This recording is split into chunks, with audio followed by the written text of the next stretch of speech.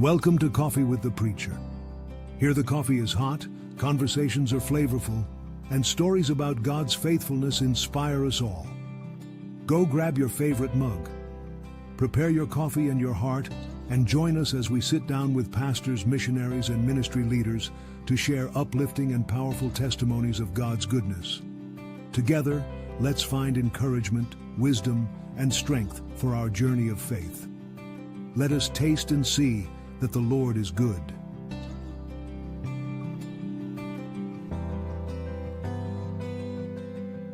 Welcome to Coffee with the Preacher. I am Gavino Hernandez. And I am Bob Mach, and today we have with us my father, who is also Bob Mach, the original Bob Mach, to the Ivory Coast of West Africa. So I guess I've already kind of introduced you, but I'll let you introduce yourself as well and say a word before we jump in. Well, my name is Bob Mach, as we've already stated. And, I'm sent out of the Cleveland Baptist Church, the Ivory Coast of West Africa, through the help of Baptist International Missions Incorporated in Harrison, Tennessee. And we've been serving permanently in the Ivory Coast for about 30 years now. Yeah. That's awesome. So that we were talking about different guests that we'd like to have on, and obviously with both of us being second generation missionaries, it was important to us to have a lot of the formative people in our lives to come on, and for me, at the top of that list was my dad. So I'm certainly thrilled to have him with us, and we'll kind of go ahead and dive in. If you just, I know that many people are familiar with your story, but there's probably some that are not. If they're of our generation, I can guarantee you I can almost guarantee you they've not read the book or anything else. So go ahead and just tell us how the Lord brought you to himself. By way of salvation? Okay. Well, as a kid in elementary school, my family attended a Reformed church, and we did not hear the gospel in that church. So we went every Sunday morning, and I learned all the Bible stories. I learned, a lot of different things, but I did not hear the gospel message. And about the time I was in sixth grade, my folks kind of got frustrated with the church situation there. And so they started looking around, and they visited at a Baptist church. And upon having visited there, the pastor came out to,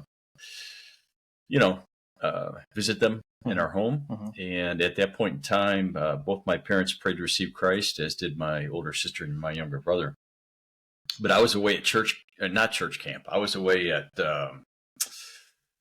some secular camp, maybe it was YMCA or something like that. I don't even remember now. And when I came home, I come home I think it was the summer of my sixth grade year, and I'm kind of looking around, and everything at home is a bit different, and not really sure I'm understanding what's happening. And, my mother explains to me that the pastor's going to come by and talk to me, and he did.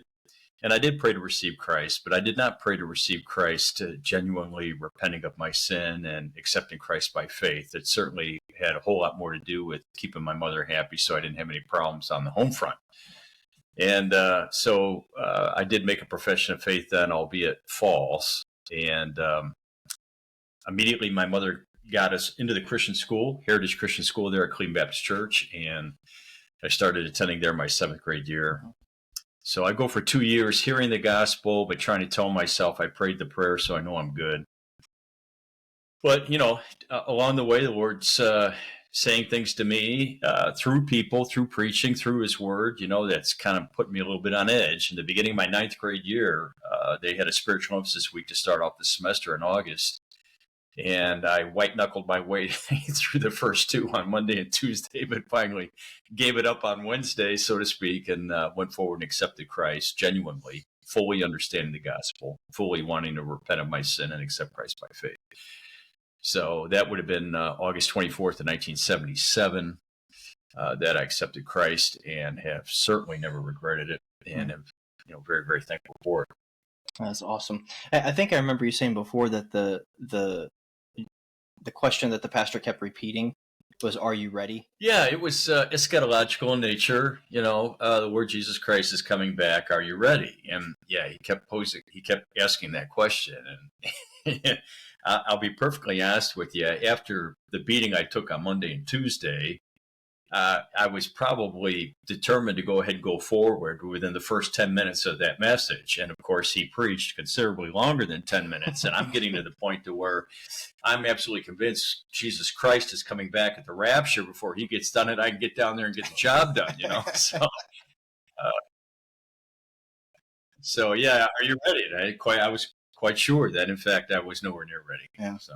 I think that's really interesting. I don't know what your experiences have been, along the way, but you just don't hear as much preaching like that. And I know, especially amongst our peers. Yeah. Well, the thing is that I remember when I was younger, a lot of more fire and brimstone, preaching a little bit more on that, and hell is real, and now I remember that very very profoundly when I was younger. And now I almost feel like even sometimes the plan of salvation is a little watered down on that, and just like you said, in our peers sometimes on presenting the gospel. But it's not that much preaching on per se hell and are you ready? And there's a short, a limited time before the Lord comes back. And I have a message that I was preaching on deputation, and I remember a pastor coming up to me and saying, he's like, it's been a while since we've heard a fire and brimstone message. Well, it's certainly good to preach with authority. I don't think there's any question about that.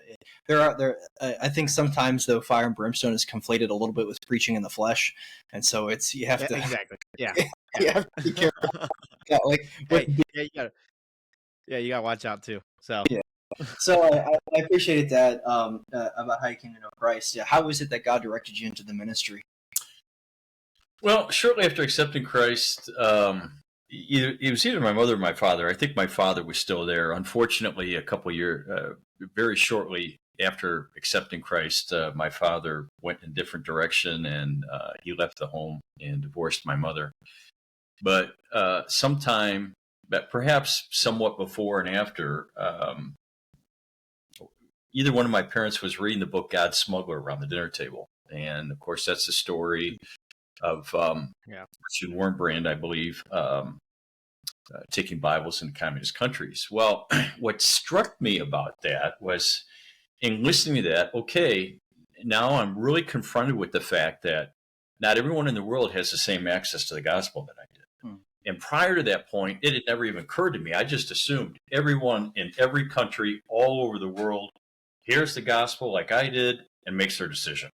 And as I'm realizing, good grief, these people don't even have Bibles, let alone, which means if they're illegal, you can't evangelize, you can't have any kind of a radio program, TV program, none of that. And, I guess indignant is the word. I was a little indignant about that. I mean, why is it that for 2 years I heard the gospel before accepting Christ? Why is it that I get that kind of an opportunity and other people don't? And so that started pushing me towards missions, and I had conversations with my parents, with my pastor. And about a year after I accepted Christ, that my pastor announced in our church on a Sunday morning that it appeared that the Lord was, directing me towards missions. So I went off to college and was a missions major and got a Bachelor of Arts in Missions, and, just continued on from there. I don't know if you want me to go any further. The Lord directed me to West Africa through a missions trip, college missions trip. Prior to that, I was thinking more like Gavino. I'm thinking Latin America, South America. You almost had him, man. Yeah, the only language that they offered at my college at that point in time was Spanish, and so I was a Spanish minor. And the only missions trip they took was to Mexico, and I signed up for that trip after my sophomore year. But my older sister got engaged, and her wedding conflicted with the trip, so I couldn't go. And I came back my junior year, and I said to my missions prof, hey, I'm definitely on the Mexico trip this year. And he says, well, that's great, but we're not going to Mexico. And, what's this? I said, where are we going? He said, well, we're going to Togo. I said, where? Where is Togo? He says, well, it's a small country in West Africa. And I remember clearly thinking, well, there's absolutely no way whatsoever I'd ever end up in West Africa. But hey, sounds adventurous. I'm still single. So I went. And, to keep the story at a reasonable length, the Lord really used that trip to direct me towards sub-Saharan West Africa. And it was later, 2 years later, when I was at church. Yeah, go ahead. All right. Now, what was something that really stuck out to you when you hit Africa? One thing that I heard growing up, especially in just private conversations, sometimes when people get called into ministry, especially going on a missions trip, when they say we got off of the plane and just the smell that hits you right when you get off the plane, it just that you're out of your element. And then from there, all of your senses are just completely in tuned on what's going on around you. And that with the Lord, yes, the Lord is using that, but he starts directing you and you're more sensitive, not just with what's the compassion that you're having for that, but also sensitive in everything else that's going around, because you're more aware and you're more aware what's going on around you and more alert than just kind of being comfortable like you are here in the States. Yeah, that's absolutely true. It's kind of a funny story supporting that. Was I have an Ivorian pastor friend with whom I'm very, very close, named our second son after him. And I was traveling with him one time, and we were passing through a village market area. And I sort of glanced over his way, and I see him breathe in real deeply. And in French, he says, "The odors and the noise. That's it." I thought, it was just me. But I understand the question, Gavino, and as best as I can remember, one thought that struck me very, very quickly was, if you'd have asked me 24 hours ago, before I left the United States, if I ever thought I could live in Africa, my response would have been no. And I have no idea what's going to happen on this trip, but I'm sure I'm not going there permanently. But to be out there within the first 24 hours, we're with missionaries and we're getting out and we're doing things. And the thought just keeps hitting me. I could do this. I can do this. I could live here. I'm looking at it. It's right in front of me and I see what's going on and I could do this. And then, of course, the hospitality of the people. I just could not get past how kind and, hospitable the people were. And those two things, I think, probably got my attention most. When your heart starts getting directed to the compassion, going back to where Jesus saw the multitude and had compassion upon them. And it literally, when your eyes are opened to that and you start seeing, like you said, the hospitality, you start seeing the people, and then you see them, worshiping the idols. And you're like, it really hits you. And then it really starts affecting your heart to the point of, I need to do something about this. I need to jump in and I can do this. I can do this for the Lord. The Lord's not asking, per se too much of me in order for me to jump in and do something. On the other end of that though, Gavino, in answering your question on what struck me was how I now am finding myself with Christians who have grown up in such an entirely different environment and culture and structure than I did, yet at the same time, in such a short period of time, I sense the affinity that we have there in Christ. Just absolutely blows you away. It does.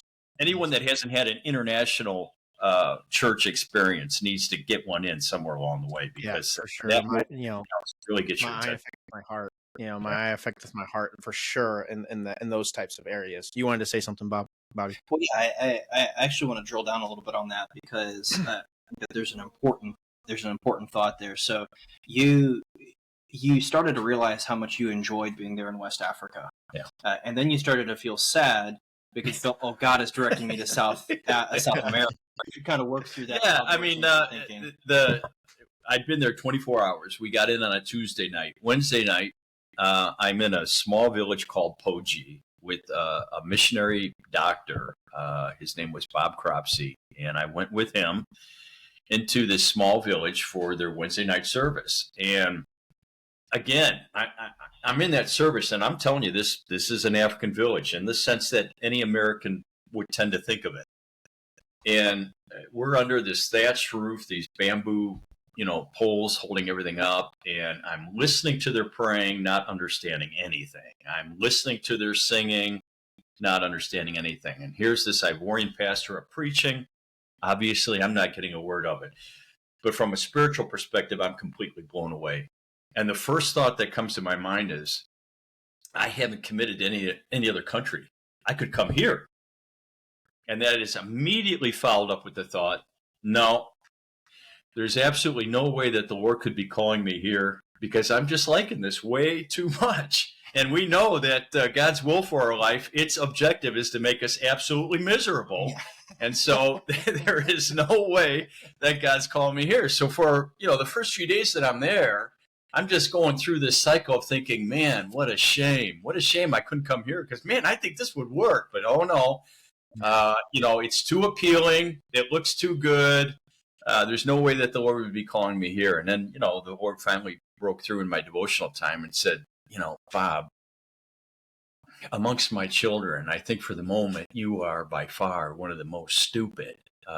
Maybe the reason why you like it so much is because this is the thing for which I have created you. Mm. And so it was like relief. By the time I'm getting to the end of that trip, I'm realizing, no, I can target this area of the world. I can come here. And it was a big sense of relief that, the Lord had given me the freedom to make that decision. So. Well, I think that's such a critical thought, because, and I don't think it's stressed enough, especially with our generation. Whenever I get the chance to talk to teenagers or to young adults on deputation, it's been a theme I've gone back to consistently, because the devil tells the same lie to all the different generations. He tells people that if you do what God wants you to do, you're going to be miserable. If you do anything else, you'll be happy, when in reality, the truth is exactly the inverse. Right. And so God creates you to do these things. And so we see it in many, many different ways in society telling women, if you have children, it'll be the worst thing that ever happened to you, when in reality, the vast majority of the time, it's the best experience that they've had, or just different stuff like that. So I wanted to highlight that, because I think it's so important to remember that we can have an academic knowledge and say, yes, God is he's omniscient, he's omnipotent, he put everything together the right way, and know that in our mind. But when it comes to make application to our own personal life, we're going to react like, no, that isn't the case. So yeah, and you can highlight desire too. 1 Timothy 3:1, it's right there. It doesn't say those who are called; it says those who desire. And I think that should, yeah. And I think as well, we should expect that if we're endeavoring to walk in the Spirit, that our desires will be in line with what the Spirit wants. I think that's the whole idea of Spirit indwelling. It seems to me sometimes people are waiting for the Holy Spirit to get off his seat over there and to come over and whisper in our ear what he wants us to do, and then he's going to go back over there and we're going to go out and do it. And I think that really is a misconception. If I am walking in the Spirit, although my thoughts appear to me to be in first person, I think it's entirely theologically and biblically correct to assume that the Holy Spirit is leading and directing those thoughts. And so I think desire is huge. I think Christians should pay attention to that. Well, I feel at the same time, when you bend your will to the will of the Lord, and you surrender completely. And these are something that Bob and I have talked, privately, sometimes on how to, explain your calling. I mean, BIMI has an actual class on how to explain your calling. And either way, it still comes up to, it's a personal experience. It's literally one of those things that it's very hard to explain, but when you experience it and you know that that's the purpose why the Lord has called you and almost prepared you and has made you for that, you enjoy it. I mean, that's literally, like, I enjoy being in Mexico, even though I know the downfalls of me being in Mexico and things like that. But I've told my wife several times, when I cross into the border, into the Mexico, crossing the border and going into Mexico, there's just a sense of peace that automatically comes upon me. And people are like, isn't it dangerous? I'm like, yeah, it's dangerous. Yes, there's things that I know that are going to happen, but I know that I am in the will of the Lord by doing this. And it's just that sense of peace, and I enjoy it. And but I like you said, I believe people sometimes are conflicted with, I'm not supposed to enjoy this. I'm supposed to, the will of the Lord is, it's it's hard, and I don't, but if you really submit to it, I mean, it is something that you can definitely enjoy and have fun with, and it's very humbling at the same time that you are the one that the Lord has chosen in order to, put you through that. But you have to have the desire in order to be used, as your dad says, also in Timothy, that you have to have the desire in order to actually take that step and surrender yourself to that. And I believe that's a simple way of describing what the calling is and how you get called into ministry. So We use that term surrender, and I think to a degree we're obligated to, because as Christians we're still dealing exactly. with flesh. But you remove the flesh element, and the word surrender no longer has any sense whatsoever. Any Christian that can get his flesh completely out of it is going to be running and screaming pell-mell in the direction of God's will for his life. So it's it's if we can really grasp that and understand that, I think it helps a great deal. Absolutely. Oh, for sure. So we've got you as a child of God now. You have a direction in your life by wherever you want to go. Unfortunately, you have one factor that's kind of lagging behind a little bit. There's nobody going with you. So how did the Lord take care of that? Oh yeah, well that was an issue because when I came back to do my internship at Cleveland Baptist, there, Dr. Roy Thompson was still the pastor, and this goes back to 1988. So, and he was pastor up till 1995. So he was still the pastor. Had me in his office and he asked me two questions. What are you going to do about marriage? And I said, well, I don't have an answer for that right now. He goes, do you think the Lord wants you to be single? I said, boy, I'm really hoping not, And he said, well, and what country are you going to? I said, well, I'm going to Sub-Saharan West Africa. He said, well, that's great, but that entails, several countries. Which one are you going to? I said, well, I haven't figured that out yet either. He says, well, okay, we're not going to put you on the pastoral staff. We're going to put you on the faculty in the Christian school, and you're going to teach Bible and English, and you'll do that until we have the answers to those questions. Then we'll move you on to the pastoral staff and set you up for deputation. I did not come out of that meeting a happy man. I was pretty agitated by that. I felt like it was a needless delay. In my immature and unseasoned thinking, I felt like that was a needless delay. So I got very intent. But see, I'd gone all the way through my undergraduate experience at college without finding, the lady I was supposed to marry. And now it's becoming, a requirement before I can even move further in what I'm doing.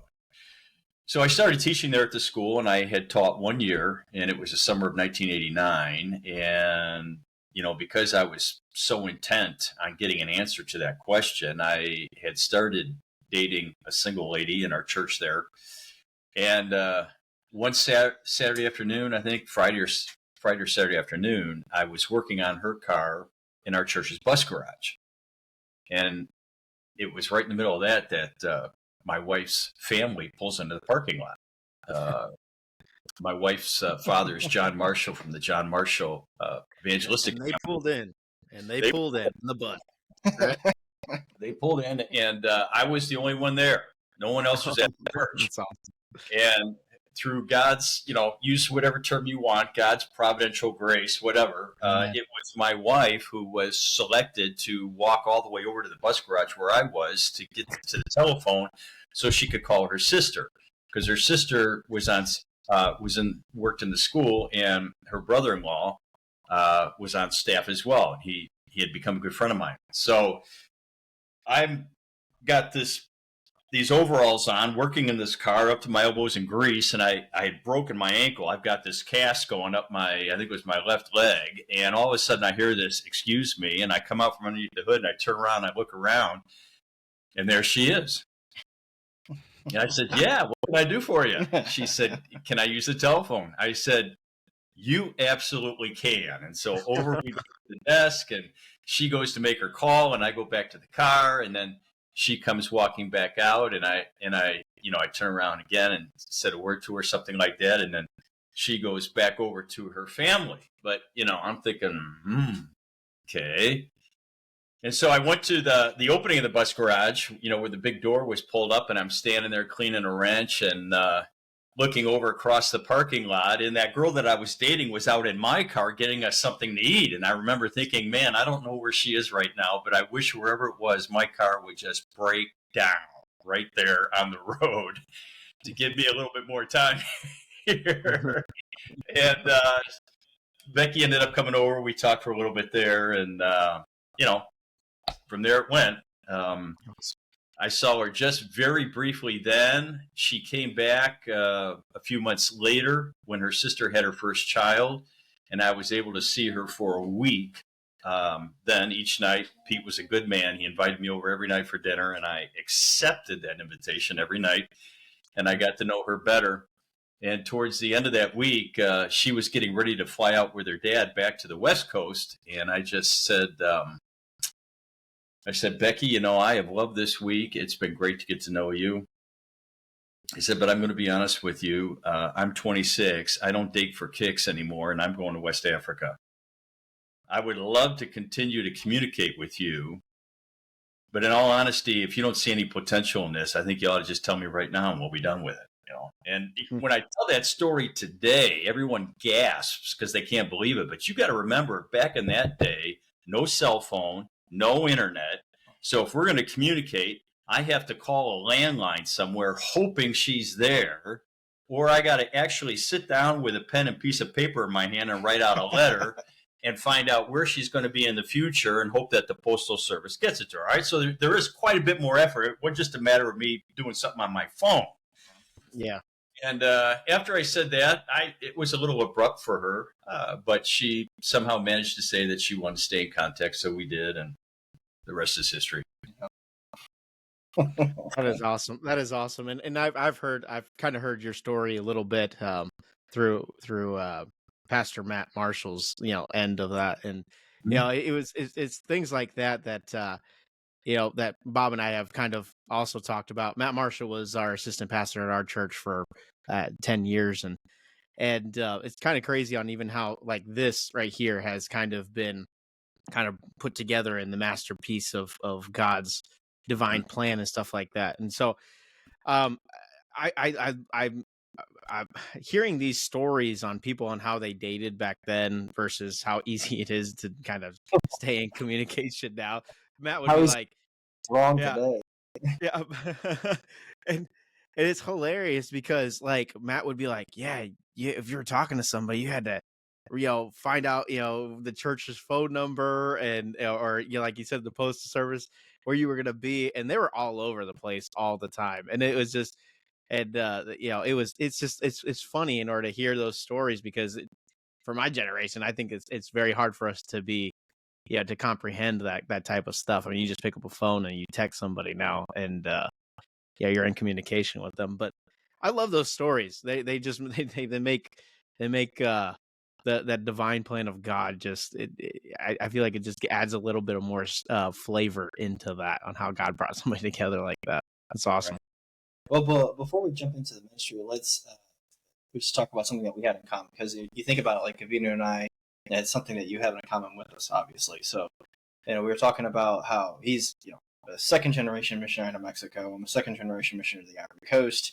He's of Hispanic background. I'm of Caucasian background. You'd look at us at first and be like, these guys don't have a lot in common. But actually, we have the most important thing in common. And it's not what you're thinking. It's the great state of Ohio. And so, right. Right, my brother. Where you were briefly there, and just the fact that that's something that you have in common with us. Absolutely. Born and bred, Fairview Park, Ohio. So, yeah. Yes, and it is true that the people in my church in Baingerville do think that Cleveland is the capital of the United States of America. Right. Oh, they're absolutely convinced that there are no other football teams than the Ohio State Buckeyes. So. Hey, it's a religion, man. It is a religion for sure. On to a mission field and you're pioneering a work, you get to leave those kinds of impressions if you want to. Yeah, it's in prayer for Monday.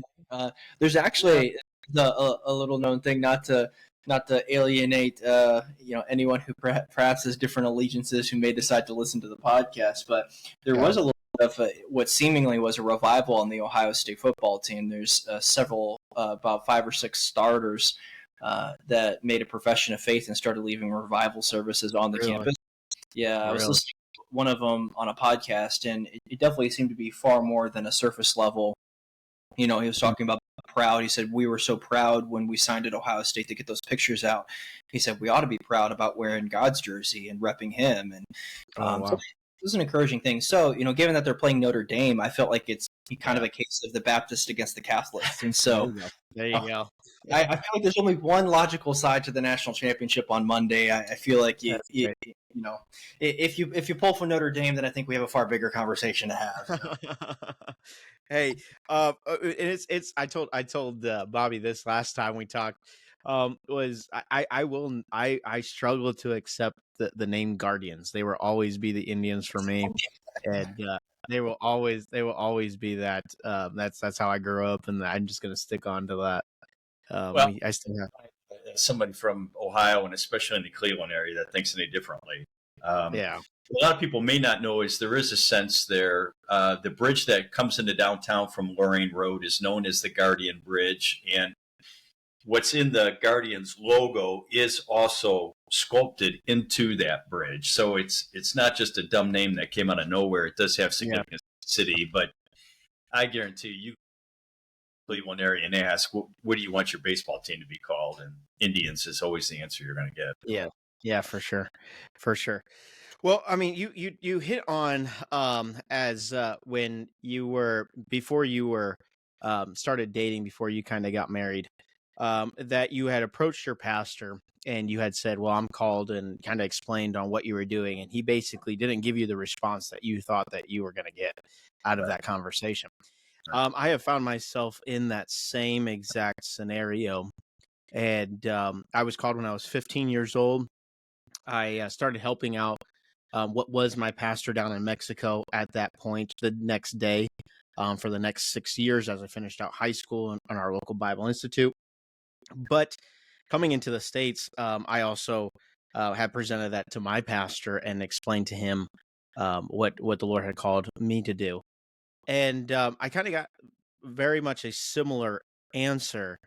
And I kind of left with that same mentality of, why in the world is this happening? Why this is not how this should go? And you leave out of that conversation not probably in the right spirit.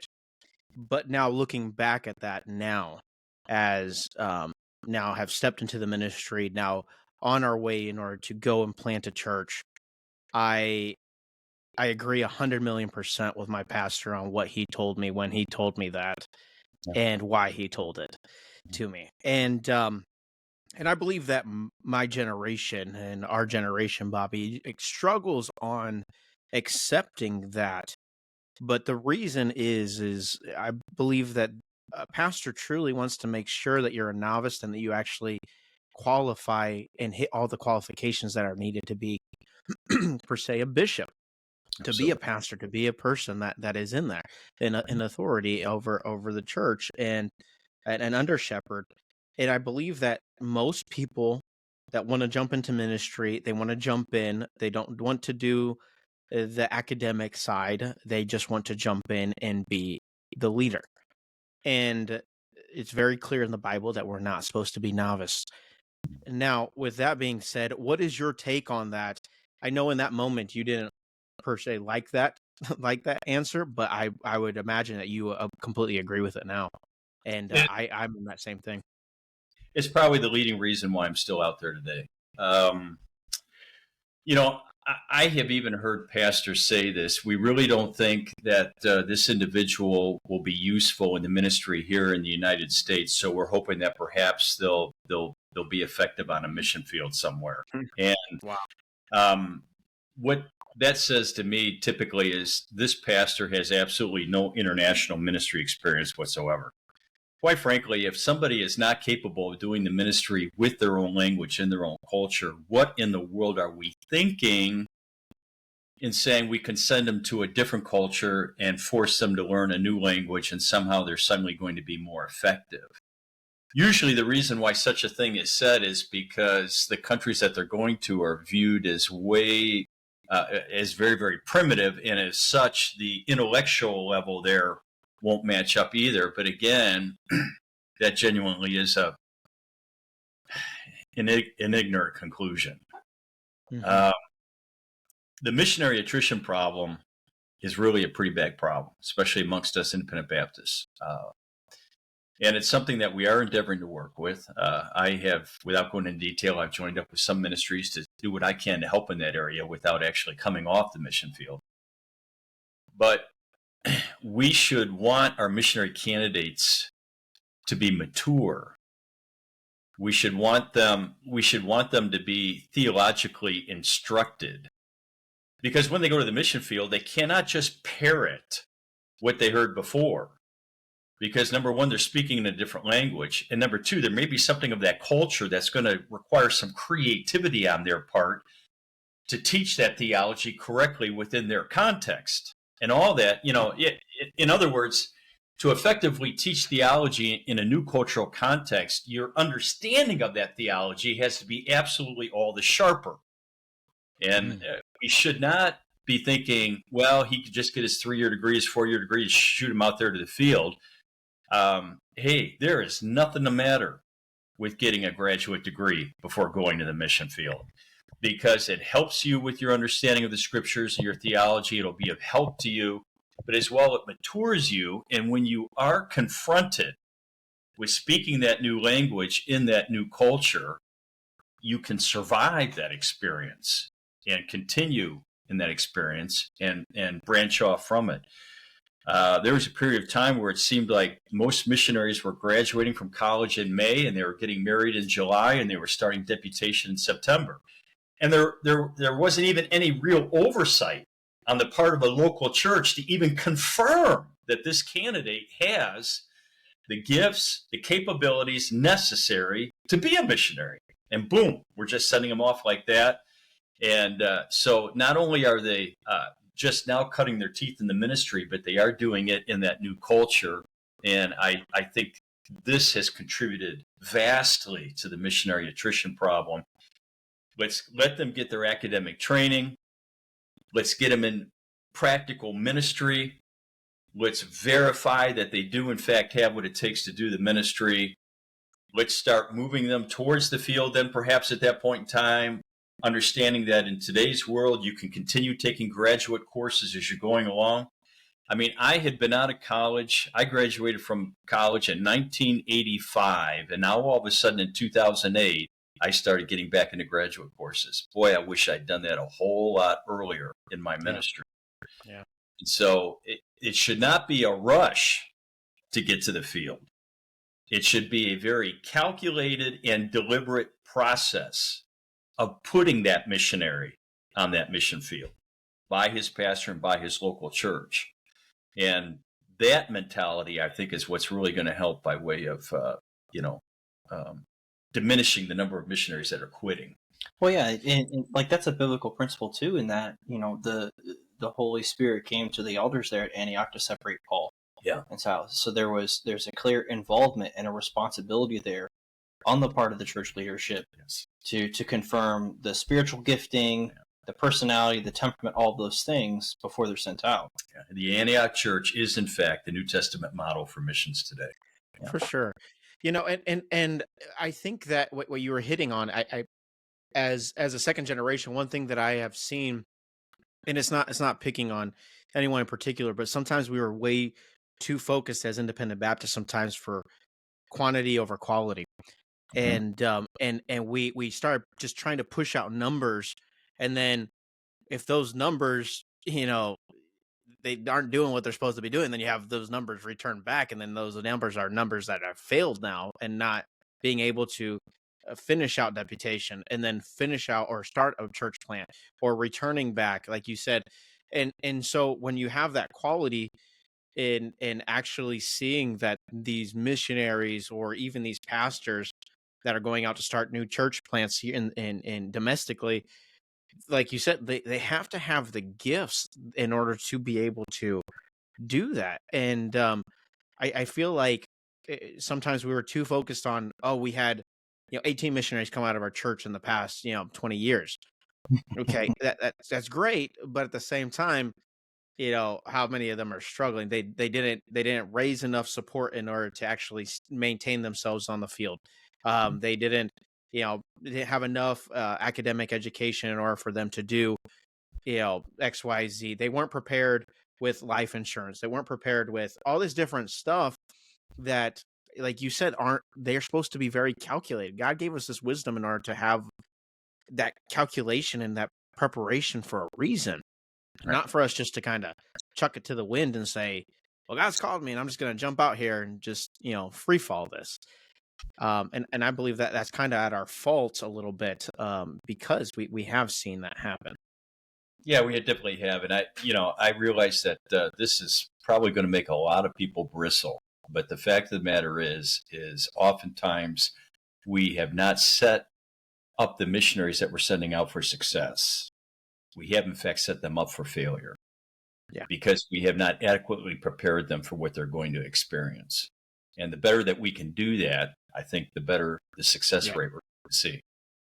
Yeah, but that principle of making sure, confirming the giftedness and all that applies at multiple levels throughout the ministry, because the pastor needs to be doing that with the missionary that he sends out, and then the missionary needs to be doing that with the churches that he has, because different missionaries will go to the place. And back to giving us point by way of the numbers, but I started 19 churches, I started this or that, and then you come back today and there's maybe one. Right. But the idea is he different missionaries like that don't go through the process of making sure that the national pastor is deeply trained in Scripture, that he has the gifts that he needs, and as such it falls apart there. So that principle holds through many different levels. Yeah, that is correct. Yeah. And I think that's an excellent point. The American missionary who is not adequately trained or prepared for what he's going to do will most likely pass that error on to the people that he trains. Yes, I think so. Yes. And I know that you're a very, very well educated man, and I'm very, very grateful, because even like the wisdom that you've passed down to Bobby and that Bobby has shared to me, and just having friends in the ministry like that, whether it be educated practically or academically, I very much look up to you in that aspect, and we've already hit on it very, very lightly here and there, but before somebody even jumps into the ministry, we have touched on they need to have some type of preparation academically. Yeah, but can you expound on that? Because I believe a lot of guys that I have seen, or a lot of missionaries that I have seen, want to jump that and say, well, God's called me and I need to be there now. And it's just like, yes, but God has called you, but he also needs to prepare you. And so you need to take the time in order to, yes, not just get through a 3-year degree, but also get through it, understand it, practice it, and really study on that. Like you said, you went back in 2008 and you kept on studying. I believe that a preacher should never stop studying. We should always be going in and more, and it doesn't have to be academically, but just keep on going in and studying more and more and more, because the more you dig, when it pertains to the Word of God, the more you're going to find. So can you expound on that a little bit more? I can. Thankfully, with the technology that we have today, this problem is nowhere near what it was when I first went to the field. But what is the missionary doing to sustain himself spiritually on the mission field? Because he's become the authority, and so nobody is teaching him. He is teaching everyone else. And if he is going into an area that has no Judeo-Christian background, he is starting out simpler, not because the people are simpler or dumber, but because they simply don't have the Christian background on which they can draw. And so you're having to lay that foundation for them that might already be in place with somebody coming from a Judeo-Christian background.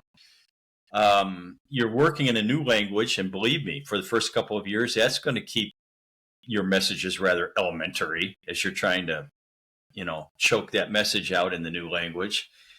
And when you combine that with the stresses of living in and adapting to a new culture, wow, he's going to be spiritually depleted in a hurry.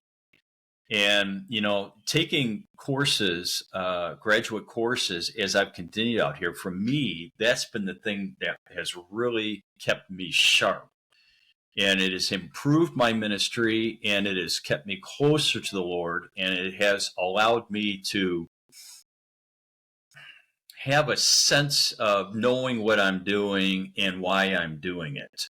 As a matter of fact, I'm somewhat nervous now because I'm wrapping up another doctoral thing, and I have completed all the courses. I'm just working on my dissertation. And on several occasions, I've wondered, man, what am I going to do to stay sharp now?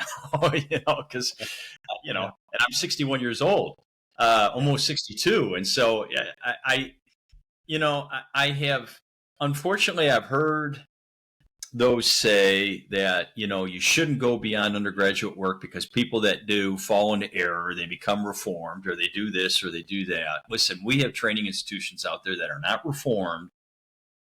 And it is not just simply a matter of adding some letters after your name. And I don't add any letters after my name.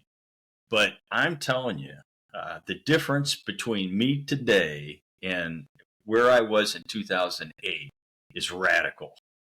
And it's not just because I'm that many years older now. Those courses have helped me profoundly. And not only have I benefited from it, but the people I'm training are benefiting from it. And so, I really encourage that way. Bob's younger brother is working through his MDiv before he gets started. I think that's a great idea. He's finished up undergrad, jumped right into the graduate courses, and is going to go through MDiv. That's man, I wish I'd have done that, but the Lord's allowing him to do that. I think it's awesome. But we shouldn't be in a hurry to get to the field. We should go prepared to the field. That should be the mentality. That is great. That is great. That's great words of wisdom right there. I feel like going back to that, I feel like, yes, there should be a sense of urgency, but there should be also a sense of needing of preparation. Also, and I agree 1,000,000%, because I see that in my life. The courses that I started to take while I was back here in the States and things like that, they just helped me so much more than just having just my institute, diploma or certificate, whatever. And I came back here and still worked under my pastor, and was working in a church, and was showing, proving to my, to the congregation that God had given me the gifts also at the same time, and still, bringing in some type of education into my life, and getting prepared, and all that different stuff. And I don't think it's ever a waste of time. If anybody thinks that it's a waste of time, that is not true. It is not true at all. If I got to cut through a board and I got a dull saw or a sharp one, which one's going to get me through that board quickly? It's going to be the sharp one. The sharp one is, It's 32 when I got to the field, and I felt like I got there 8 years late, and I regretted that at that point in time. Today, not only is it the reason why I'm still on the field, but I am absolutely convinced that more has been accomplished with my getting there at 32 prepared than ever would have been accomplished if I had come at age 24 unprepared. Yes. And now with that being said, one thing that I have admired about your ministry and what the Lord has allowed you to do is you've been able to get into so many different areas and be able to minister. Are you able just to kind of give us a 30,000-foot view of what your ministry has been able to accomplish in the Ivory Coast over the past 30 years, my brother? Yeah, in our first term, 95 to the end of 1999, we worked with another missionary there. He had gotten there about a year before I did. And so when I came, we linked up with him and starting a church in the city of Anyama. And that church continues to this day, being pastored by one of the men that we trained during that period of time. In 2000, I left that completely in his hands and moved to the city of Bangerville, and we started a new church there in Bangerville. And then over the course of the following years, we started ministries out into the community to reach specific segments of society, because we saw in the first year of our church, we really were only effectively reaching a certain segment of the population of Bangerville. We had no converted Muslims. We had no converted animists, strong animists from the villages. And we really weren't drawing youth. And so, to make a long story short, I just challenged our people. I was like a catalyst. I said, let's come up with ideas on how to reach them. And the Lord started working through them. And as we would come up with an idea, we would completely prepare to open such a ministry and have all that training and preparation done before we opened it, so that when we did, I had no title in it. I had no official leadership position in it. And the people were able to handle that all themselves. And so, and the fact of the matter is that anytime I felt like we needed to make an adjustment, I could have. But so we opened up the Bangerville Church. By way of extension ministries, we opened up a literacy ministry to reach Muslims. We opened up a sports center, a basketball center, to reach youth. And we opened up a medical ministry to reach the villages around Bangerville. And then as well, through that Bangerville Church, we were able to open up a new church in the far north of the country in Zonapledugu. We've been able to open a church in the far west of the country in the city of Mont. And we are now moving towards opening a new church just on the other side of Bangerville, because the population of Bangerville has grown so exponentially over the last 20 years that we see the need now for another church on the other side of town. And we've already laid the foundation to plant that church as well. And then in these latter times now, we're moving more towards the Bible Institute and Seminary. I currently have 23 men in the Bible Institute, the undergraduate program that we're in the process of training. 8 of them are graduating. We're going to have their commencement service in April. And then the following year, there'll be 8 more that graduate from the undergraduate program, and we'll be starting seminary courses as well. We do them all on a modular basis, so they can come for a week and get the course and then return, and they do the projects and study for the exams in between courses. But that's how our ministry has gone, and it really has been directed to the Lord, because it is by no means what I originally thought would happen when I got there. But God has blessed and kept us on track, and He gets all the praise, all the honor, all the glory. In all honesty, as a missionary, I feel more like a spectator than anything else, because I know this isn't happening because of me. I'm an American, and there's nothing funnier than trying to watch an American make sense out of African culture and get around in African culture and do what he has to do in African culture. I mean, it'd be foolish for me to say these ministries are here because of me. No, I think the Lord's sending us Americans out because our culture is so different. And if anything happens on the mission field, you just got to know it's got to be God, because it can't be that American in that new culture trying to get that done. It's got to be God. And so many times I felt like, man, I am nothing but a spectator here. I'm just the one that gets to be here and watch it happen. So anyway, that is awesome. That is awesome, Bob. Yeah, just a few thoughts and a kind of rapid fire. You can kind of deal with them any way that you'd like to, and we don't want to keep you forever. We know that your time is valuable. So I was interested if you wanted to talk a little bit about maybe some cultural differences that are there in the ministry as it applies to the Ivory Coast as opposed to the States.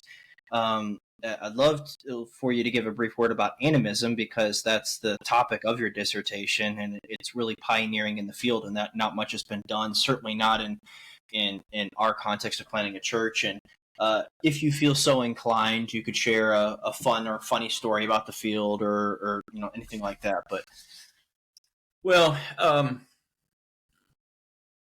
as I just mentioned, American culture really is pretty unique in this world.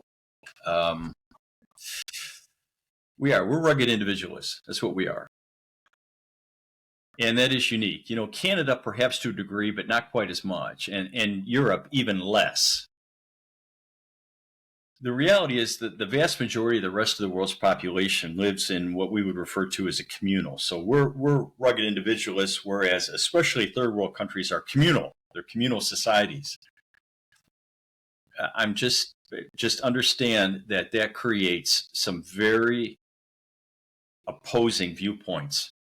how we interpret what's going on around us, how we say what we say, what is meant by a certain action. And it is extremely challenging as an American missionary because we are the ones in this world that are different. We put ourselves in that new culture and we simply cannot understand what we're observing, why it's happening that way. And the big danger that develops, and I think as well contributes greatly to missionary attrition, is that American missionary starts evaluating everything that's being said and everything that's being done as if an American were to say that in the States. And I'm telling you, yeah, as soon as that habit is entrenched in that missionary, it is simply a matter of time. Because the things that they're saying and the things that they're doing are not coming from the American perspective. They're coming from their perspective. Cultural adaptation is more than just knowing if I give something to somebody, I have to do it with my right hand. And if I see somebody, I absolutely have to say hello, and so on and so forth. No, you got to understand why it's that way. What transpired in their culture to bring them to that point, and what is their thinking when they are doing that? You know, we as Americans, we have this bubble around us. We have our space, okay? And we determine who gets to enter our space, you know? I mean, we've all had that experience where we're talking to somebody and their face is just getting a little bit too close. And we're kind of wondering, you know, what is this? You know? And our natural inclination is to back away because we all have our space.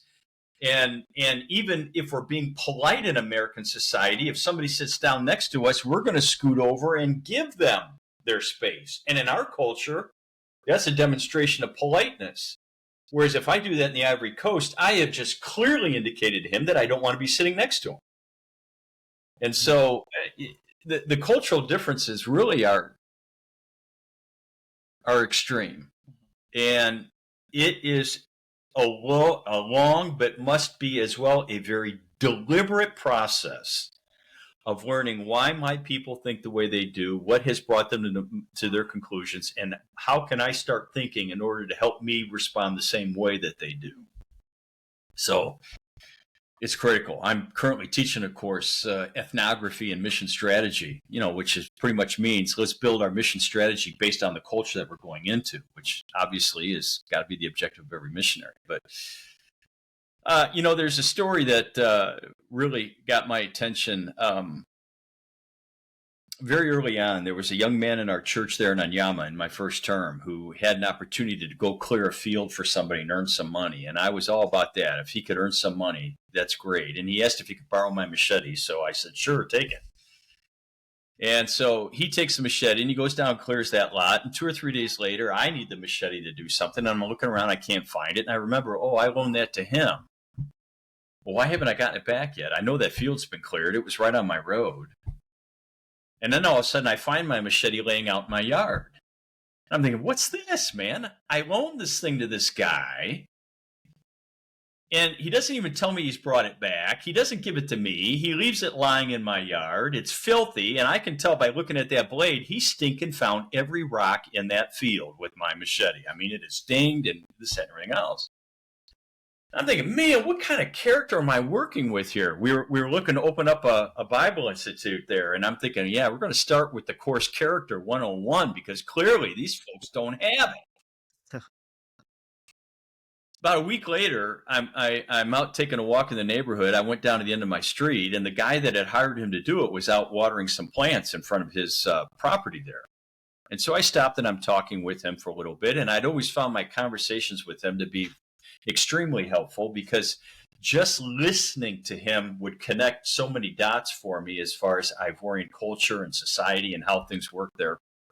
So I asked him, yeah, I said, you know, you had my guy clear your field out the other day. He says, yeah, you did a good job. I said, yeah, you know, when he was done, he just sort of kind of left that machete the way it was in my yard. I mean, is that normal? And he kind of looked at me and he said, what do you mean, is that normal? I said, well, I said, let me put it to you this way.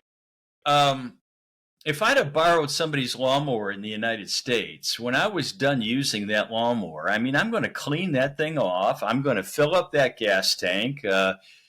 If I feel like I dinged his blade, I might even, prop it up and file that blade off a little bit, sharpen that thing back up. In other words, I want to give it back to him in at least as good as and preferably better condition than when I took it. And I'm not just going to leave it in his yard. I'm going to come back and say, hey, here's your lawnmower. Thanks so much for letting me use it. And that Ivorian man stared at me. He just stared at me. And finally reached down and shut the water off that he was using to water his farm. And he looked at me and he said, Pastor, if he had returned and he had filed that machete down and sharpened it, and he had cleaned that thing up and oiled that handle and presented it back to you in the way that you're describing, he would have been saying to you that he felt his relationship with you was so fragile it could be lost over a machete. Well, one thing you have to learn as a missionary is don't assume that one person has explained everything to you. I mean, the simple fact that one Ivorian said something doesn't mean that all the Ivorians say that. So, but what can I know? From what that man said, what can I know? I can know that it's not a character issue. Yeah. It's not because he's lazy and delinquent with other people's property that happened.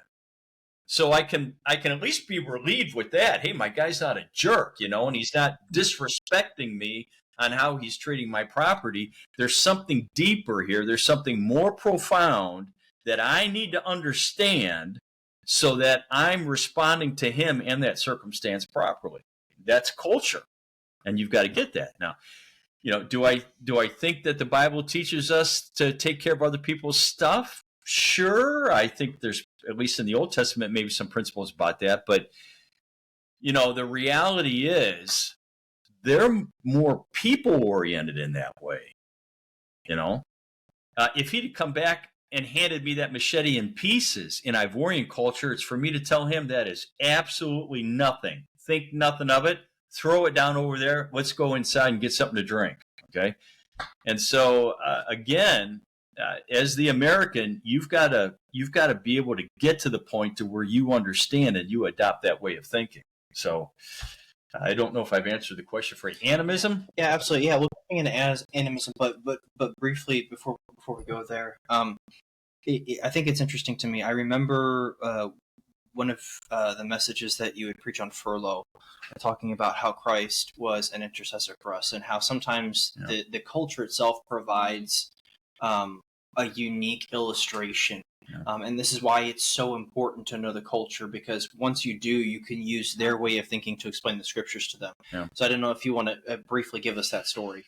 Well, yeah, Don Richardson deals with this a little bit in his book, Eternity in Their Hearts, evidences of the gospel in different cultures. To keep this story very brief, there was a young man with whom we'd had some difficulty. And my colleague and I determined that we would speak with him the following evening. But that very same evening, there was an older man from our church that came to see us. And once we had gone through the greetings and what have you, he explained that the reason why he had come is because that young man had gone to him and told him everything that had happened. And now he was coming to apologize for that young man and to say that he's sorry. And my initial American reaction to that is, well, what's he doing? Was he at home sipping tea, watching TV while he's sending other people off to handle his apologies? And why is he talking to this old man in the church? I mean, this isn't even a church issue. He was our landscaper. We just didn't want him to do something the way he was doing it. Now he's talking to people in the church about it. What is he wanting to divide the church? And, all these different ideas coming in. And I spoke with that same man, and he told me, that young man is 18 years old. He hasn't begun to learn and experience which you already have learned and experienced in your life, Pastor. That young man could never come directly to you to apologize. Wow. No, he's going to find somebody on your level, Pastor, somebody more equal to you, and he's going to ask that person to intercede for him to you. And in so doing, Pastor, he is showing you tremendous respect. Sure. And in my simple way of thinking, I thought, well, I don't know. The Bible says that, if you've offended somebody, you got to go yourself. And, and I thought, well, I mean, how rigid do I need to look at that? But then all of a sudden I realized, Bob, it was impossible for you to go to God and for you to ask God to forgive you of your sins. There's no way. And that wouldn't even be respectful because you can't. You're condemned. You're incapable of saving yourself. No, you got to find somebody on the same level as God who can intercede for you. And in so doing, you will be showing God great respect, So, sure. Yeah.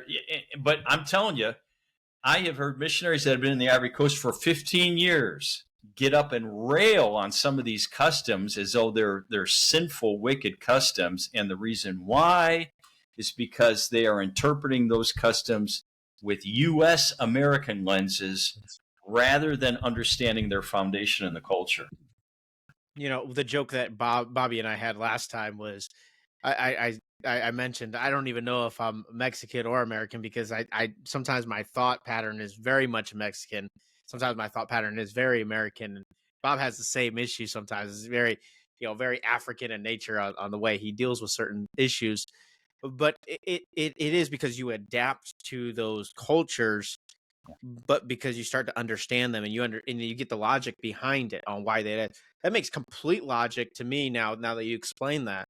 Of he has ultimate respect for you, and if he messed something up, he can't. I mean, it would be completely sorrowful for him to even act like he can actually equal himself to you in order to say, I messed this up. He's going to get somebody that intercedes. Yeah, culture would condemn him if he came to me himself. Crazy. But that's I mean, those are things that, like you said, you have to get submerged into those cultures, the international culture, in order to truly understand that. And we're very different and unique as the American society on thinking everything has to be our way sometimes. But now, go ahead. Well, so you've given us a few different cultural differences in the ministry, and so I guess just give us a teaser by way of animism. What we'll probably do is once you've completed your work or you feel better prepared, we'll bring you back and do an entire episode on animism, because I think that's people don't realize that animism is the engine which drives many religions around the world. It's not confined strictly to Africa, but it's in it's in the Far East, it's in the Hispanic nations as well. Whatever your thoughts are by way of that, give us the trailer so that we'll tune in next time for the longer episode. Well, it might be best for you to wait till I get done with this dissertation I've been doing, because I'd be better informed at that point in time. But animism, it does not come from the word animal. It comes from the Latin word meaning life. Think animated. So in animism, there is no regard for the concept of one almighty God. Some will not even admit that he exists. Others will say if he does, it's kind of a deistic mentality by way of God. He's gone. He's no longer here. He doesn't care anymore. He's off the radar screen. So what we do have to be concerned about is the spirit world that's around us. And that spirit world is comprised by our ancestors, other spirits, evil spirits, and they are very much involved in what's happening on this earth. Okay? If one of those spirits wants to, it can inhabit an inanimate object. And as such, in the mind of the West African, that spirit has animated that object, thus animism. And so they'll worship it. And they understand that they may have carved that thing themselves. It's not that they're worshiping their carving. In their minds, they're worshiping the spirit that they believe is animating that carving that's in there. And so it's a very fearful religion. And you are correct. Animism is not only found on the African continent, it's found in Asia. The Native American population, their religion was an animist religion. And in spite of how people like to present that as some type of eco-friendly, marvelous Mother Nature, we love you type religion, that really is an errant conception of it. It is a religion of fear. And everything that I'm doing, I am doing in an effort to placate these spirits so they do not do anything to me. Now, that's kind of the theology of it. That theology spawns a practice that is technically referred to as fetishism. I think in the English vernacular, it's known a little bit better as voodoo. In other words, if those spirits are involved with what's transpiring on this earth, perhaps there are things that I can do to convince them to do things that are beneficial for me, or to do things that are not beneficial for my enemies. And so now in my practice, I'm endeavoring to make things happen by that spirit world. Now, of course, we know Paul, he says we don't worship idols. Those that are worshiping idols are worshiping devils, and we recognize that. And it makes perfect sense when you understand animism for what it is, and which means that it is, in its basest elements, demonic. And so it's perfectly logical to assume that in that kind of a societal structure, you might see more by way of demonic activity than you would, say, in a society that's based on Judeo-Christian principles, because it closes the door to that. You know, when a society, by the way that it lives, demonstrates respect for God's law and God's ordinances, you can expect God's general blessing on that society. Mm-hmm. But when you have a society who, in its very inception and in its very practice, is tending towards demonic, you can assume that that shuts the door on God's general blessing for that society. And, you know, if somebody asks me, why is Africa the way it is? That's my answer. It's not that the people are stupid. It's not that they're incapable. It's that they have been harnessed with this spiritual impediment and hindrance. Therein lie the problem. If the continent of Africa were to repent from animism and accept Christ, it would be amazing what we would see societally, even. Not that that's my motivation at all. Yeah.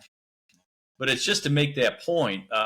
And animism does have its tenets in a lot of the other religions that are out there. I realized that in an undergraduate program, you could only put so many things in a curriculum to take in an undergraduate program as a missions major. But somewhere along the way, yes, animism needs to be studied for anyone, I would say, going to a third world country.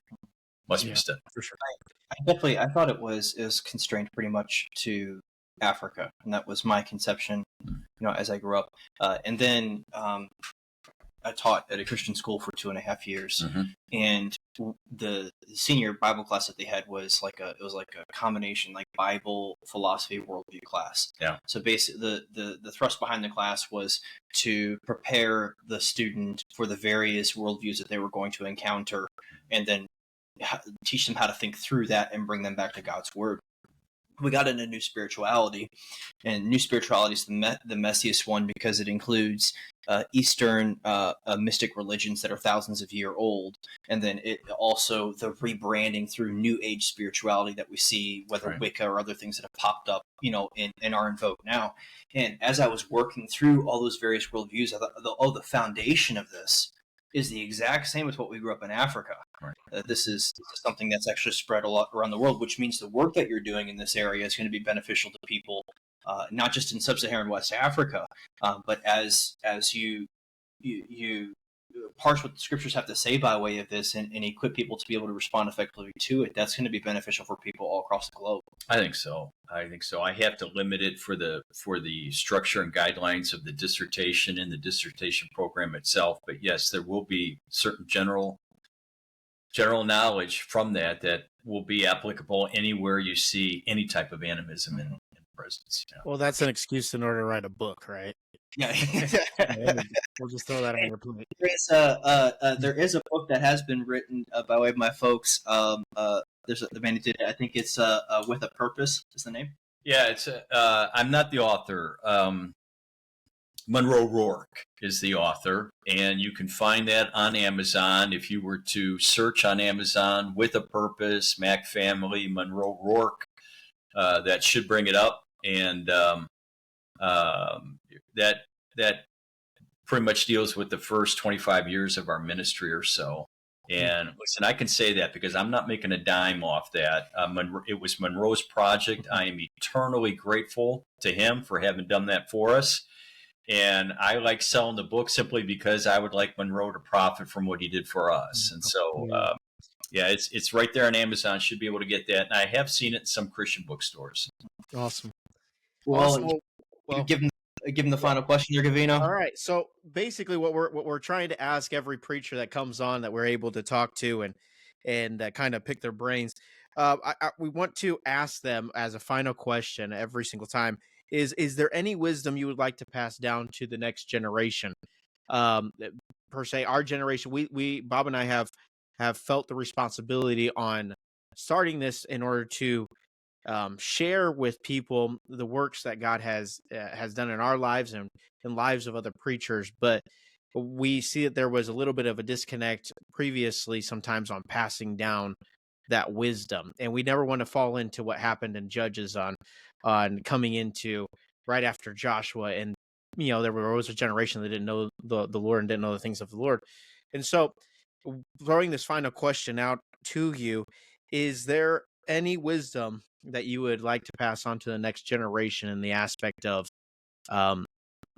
consider this or do this? This is what has helped me in my ministry up until now. Well, just let me go back to something we mentioned earlier. I tried to make the point earlier that we use the word surrender because we do have our flesh. And from that, we do have to surrender. We have to surrender what our flesh desires when we want to do what the Lord wants us to do. But if you were to remove that element, it would clearly be a slam dunk in our mind. Mm-hmm. I mean, if we somehow could take our flesh and stick it over on the counter there for a minute, and the Lord would reveal his will to us, we would be sprinting at that full speed ahead. And it's important that we understand that, because I think sometimes people, when they consider full-time ministry, they sort of view themselves as coming to the negotiating table with God, and we're going to kind of turn this into a negotiation. Well, okay, God, I might be able to do this, this, and this for you if I am allowed to do this, this, and that.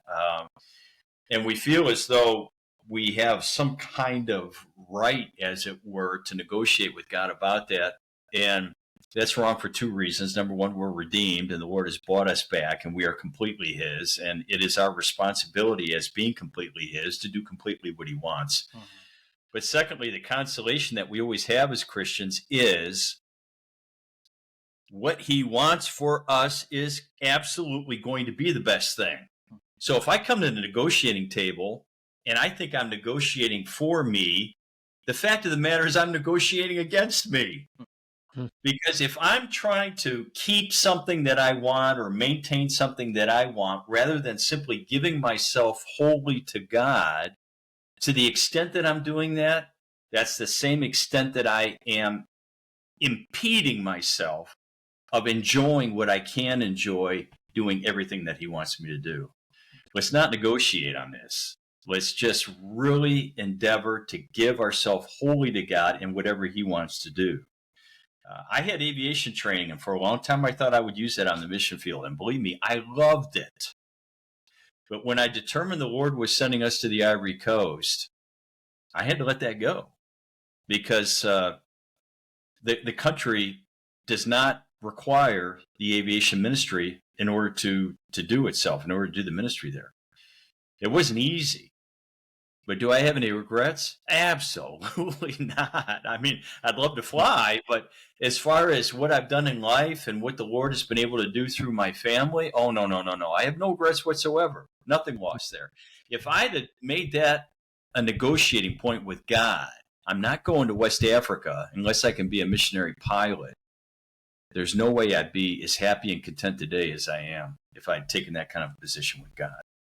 What he wants to do through us is the best. anything we pull back from that, we're just hurting ourselves. Amen. Well, I would like to kind of start closing this down, and Brother Bob, by way of that, is there a way that people can contact you? Whether that be, are you guys on Facebook? Are you guys are there ways to sign up for your newsletter? Are you able to give your missionary number out if people would like to just support your guys' ministry and be partners with you? Yeah, sure. We have a website. I believe it's www.ivorycoastministries.com. It's either .com or .org. I'm looking over at my beloved, and neither one of us are completely sure, but it's www.ivorycoastministries.com or org. That's our website. We do have a Facebook page. I think it's Bob Becky Mac. If you want to get my attention quickly, text me on WhatsApp. That's the best way to get a hold of me. And that is off my Ivory Coast number. That's country code 225, and the number is 0709518853. And yes, you can announce that on your podcast. Okay. My email address is rcmachrci@gmail, and you can post that as well. So if folks want to get in touch with us, I would say WhatsApp is the absolute surest way to get a very quick response from me. Emailing is a very close second. I realize I'm kind of old school on the technology. Hey, WhatsApp's a good start. If you Facebook, you're probably going to be working through my wife, because she tends to keep up on what's happening there. I wouldn't contact us through the link available on our website. That's probably the slowest way to get our attention. So I wouldn't suggest going that way. But WhatsApp is good on my Ivory Coast phone number. If you want to call a U.S. number, you can call 216-544-0290. Most of the time, we're not there to answer that, but you can leave a voicemail, and I get that voicemail in my email account. And so that's not a bad idea either. Okay. All right. And what is your missionary number at BIMI, in order if people would like to jump in and support you financially? If I tell you that, you're going to start realizing how old I am. My BIMI. Hey, we kind of have talked about this as missionaries at BIMI. That's a compliment. It is a compliment. 736. 736. Okay, so for those of you who instantly wondered, what is the discrepancy? Dad's is 736, and mine is 1673. So yeah, mine's 1662. So it's like, yeah, there's a jump there. Issues there. Yeah, I don't know what jumped in there, but yeah, it's different. But yeah, so he's still in we're in the 4 digits. He's in the 3 digits. So well, it's funny is when I went to Pensacola, I was in the 6 digits, and my dad was in the 4. So really, but Brother Bob, we just want to say as with being with us today, I just want to say thank you for being faithful to the Lord. Thank you for being an example to my generation, and you have definitely. Bob told me this last time. It's not impact, but you have influenced my life, and you have influenced also my friendships through Bob. And so I just want to say thank you personally. This is the first time, if anybody's wondering, this is the first time I have been able to talk to Brother Bob Mach Sr. But these are conversations that I'm used to having growing up and things like this, and that's the whole point of this podcast, was to just be able to sit down with preachers and learn from them. And I'm taking away a lot from this podcast and being able to talk. And I just want to say thank you from my family, from me personally. Thank you for being a faithful servant of the Lord and being an example for us. All right, guys. Thank you. I respect what you're doing, and I look forward to tuning into your podcast in the future. Yeah. Thank you. Thank you, my brother. Thank you. Well, Bob, you want to sign us off there? The coffee with the preacher, grab a cup yourself, and pull a chair up next time. We'll see you then. Thank you, guys. Thank you, folks.